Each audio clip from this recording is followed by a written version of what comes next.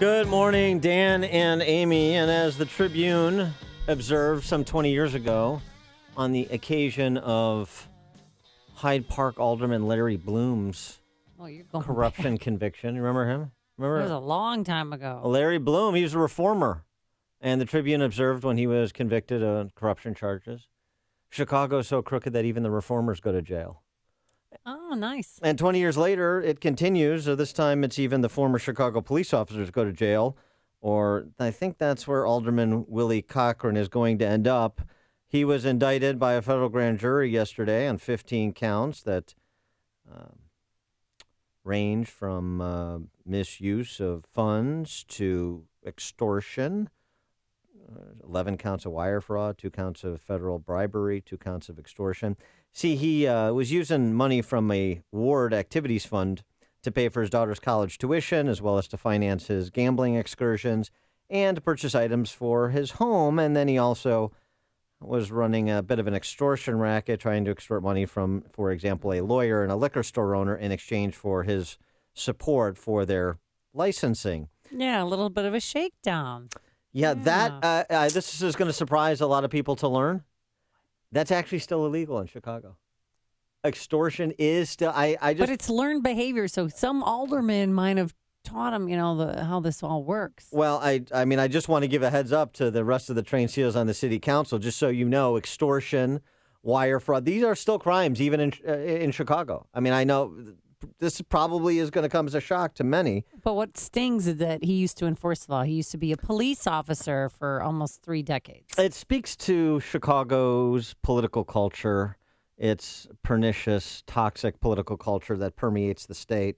And for more on this, we're joined by our friend Faisal Khan. He is the CEO of Project 6. He is the former legislative inspector general of said Chicago City Council, which Willie Cochran remains on because, of course, he's not going to resign because that's only what guilty people do, and he is going to prove his innocence in a court of law.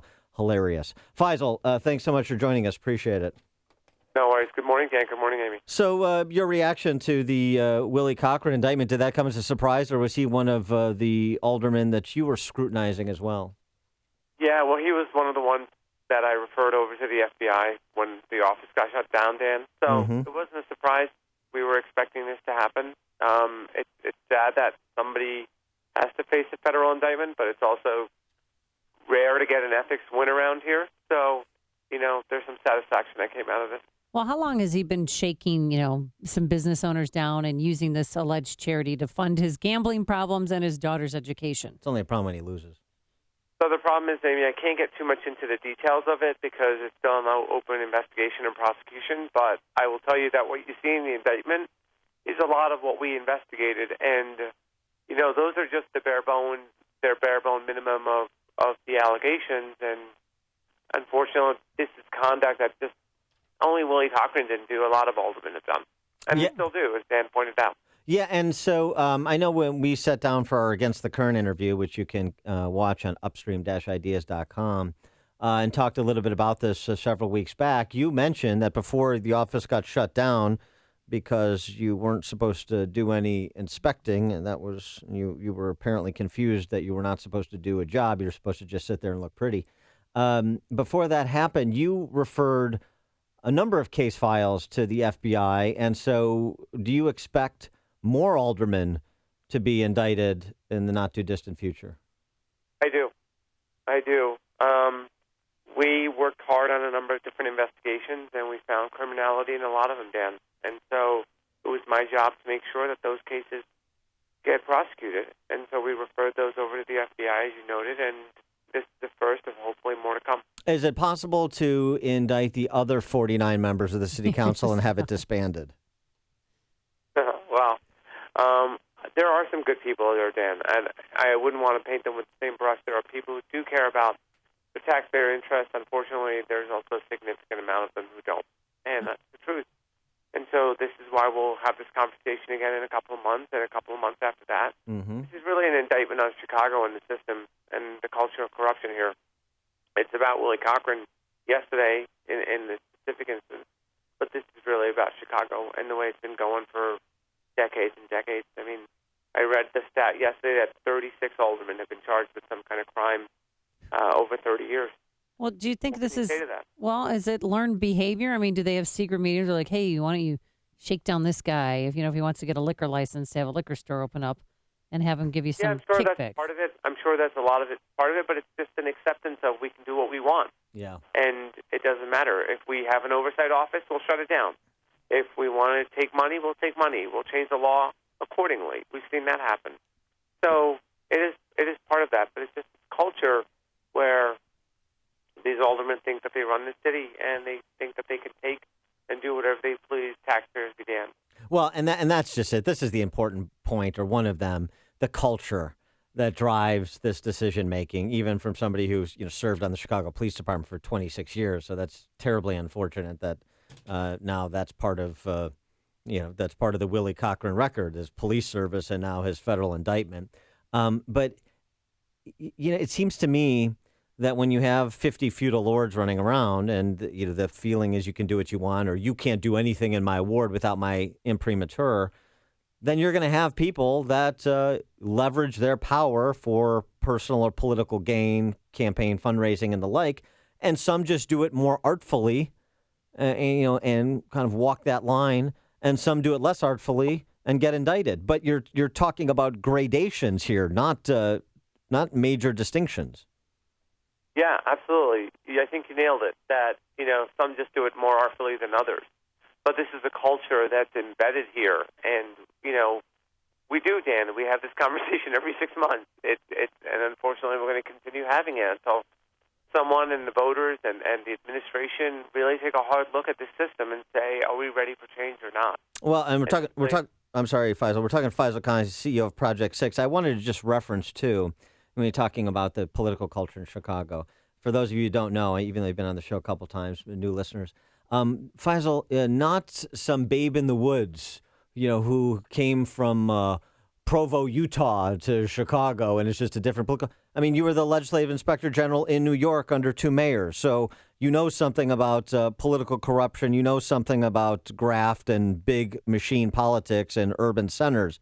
And I just want you to characterize your experience again in New York versus Chicago, because I think it's stark. It's similar to me, the way you describe it, thinking about the murder rate in a place like New York as compared to Chicago, and just something so much different and so much more depressing and destructive going on here than going on in other major cities like New York.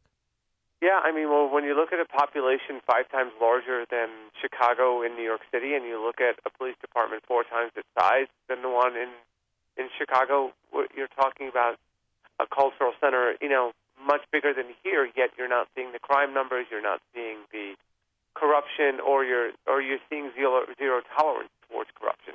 And that's something we don't have here, which is mind-boggling. This is the 3rd biggest metropolis in this country, yet it's almost the Wild West. We're run like a city in Mexico. Why is that? Why has that not ended yet? Why are we at 30-plus and counting in terms of indictments over 30 years? And that's just local. We're not including the governors or the other state reps or the other elected officials here. When do we say enough is enough and try to really do something here?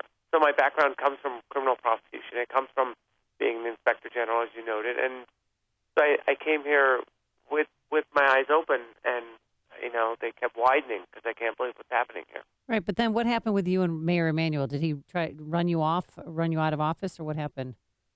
Yeah, we got zero support from City Hall for the mandate. We had no support from the mayor. He wouldn't want to meet with me. He didn't want to help us in any way. Frankly, he wasn't interested in ethics oversight. And if you compare his rhetoric back in 2011 and even yesterday about oversight, in reality, the truth is far from that. It's just a woeful failure of reform top to bottom here in Chicago. That says a lot, maybe because he's afraid of getting caught. Well, right, and Conjecture on my part. and having his toadies get caught too. So your work that was referred to federal prosecutors resulted in the indictment of Willie Cochran yesterday. Also, your work we last spoke to you about, Brendan Riley, my alderman, the 42nd Ward, the big money center for the city, resulted in Brendan Riley's chief of staff resigning her post. Explain the nature of that investigation and the outcome. Sure. Ms. Doring, Madeline Doring, Mr. Riley's acting chief of staff for a significant amount of time, is also a registered lobbyist. storing lobbies for two large companies who are developers in the city of Chicago, and Mr. Riley's voted on items that relate to those two companies. They found a loophole to avoid the conflict of interest because he never really named her his full-time chief of staff and put her on city payroll, but the loophole really doesn't work because it's illegal whichever way you cut it. So we pointed that out, and despite blaming the messenger and telling everyone that we were the ones not reporting accurately, Ms. Riley stepped down from her position. So we, again, think that's a good win for ethics here in Chicago. So we're going to keep shining the light on issues like these to make sure we don't have these problems moving forward. All right. He is Faisal Khan, the CEO of Project 6, as in the number, Project 6. He's also a former legislative inspector general for the Chicago City Council. Faisal, I guess we'll be talking to you again soon. Thanks for joining us. Appreciate it. Thanks, guys. And he joined us on our turnkey.pro answer line. Connect with Dan and Amy using the AM 560 mobile app. Download it today.